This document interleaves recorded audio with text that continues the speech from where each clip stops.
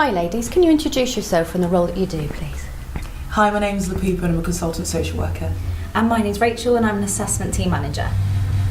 So in my role as consultant social worker, I support and supervise newly qualified social workers within the first 12 months of their ASYE year, and what that entails is I provide some reflective supervision, some one-to-one support around casework and all other aspects of the learning and development.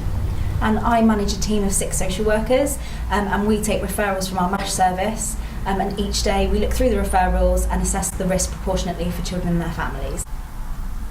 Tell me a little bit about continuing professional development in children's social care.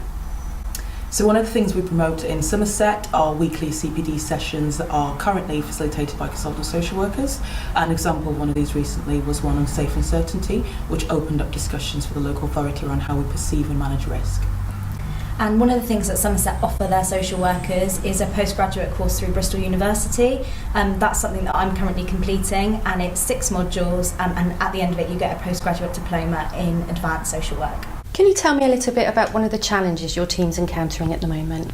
Okay, so one of the things that I think that my team are really finding difficult at the moment is relationships sometimes with partner agencies.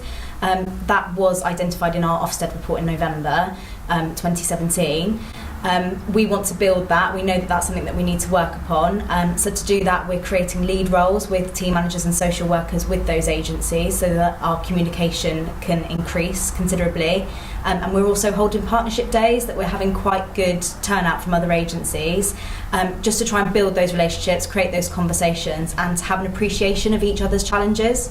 You've both completed the systemic supervision training. Can you tell me a bit about it? So systemic supervision is about opening up conversations with our social workers, looking at different hypotheses for risk factors that we're being presented with. So we're looking at different options at all time rather than focusing on one solution. It also allows us to be aware about how we interact with other systems, such as actually the relationships with other families, the impact they have on us and vice versa. So it's about looking at the wider impact of our relationships and how they coexist. Rachel, tell me a bit about your assessment team. So I manage the assessment team. I've got 6 social workers in my team, and they go from an ASYE social worker, so newly qualified, to qualified social workers. In my team I've got 2 social workers that are having students at the moment and are looking to complete their advanced practitioner roles, so they're mentoring other social workers across the office, having their students and looking at that sort of more complex casework so they can take on that role. Lou, can you tell me a bit about safeguarding teams in Somerset? So safeguarding teams in Somerset receive work from the assessment team, and that work consists of child need work, child protection work, and at times that will include any work that is requiring pre-proceedings work. The contrast is something that is quite interesting within the safeguarding team, and people find the variation of work quite encouraging and upskilling in terms of building up new skills and practices. Can you tell me a bit about the advanced practitioner role in Somerset? The advanced practitioner role is for social workers who are 2 years post-qualified, who are looking for career progression or are in a position where they've been recognised for the work that they're doing. And that role entails mentoring other staff, supporting students and holding students through their placements. The role also entails a social worker holding complex casework.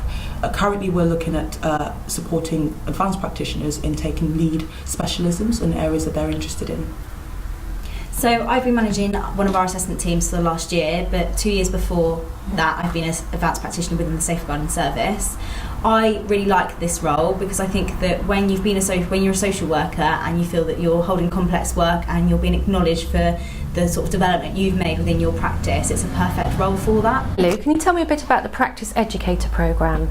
So in Somerset we call it PEPS, and this is a programme that social workers can access when they are having their first and second student to certify them as practice educators. So, why do you like living in Somerset? Well, I made the decision to move to Somerset, and one of the main things that attracted me was just the opportunity to have beaches around me and the hikes that I absolutely enjoy having moved from a city. I've always lived in Somerset, and one of the things that I really like is how close we are to a city. So Bristol and Exeter being quite close for nightlife, shopping and just doing something a bit different. So one of the things I also absolutely enjoy is attending and actually seeing some flea markets and cheese markets. There's just so many varieties of them and I absolutely enjoy them. One of the things that I really like about Somerset, although it's a rural county, practice is still challenging and there's a lot of places that you can go after work just to get some headspace.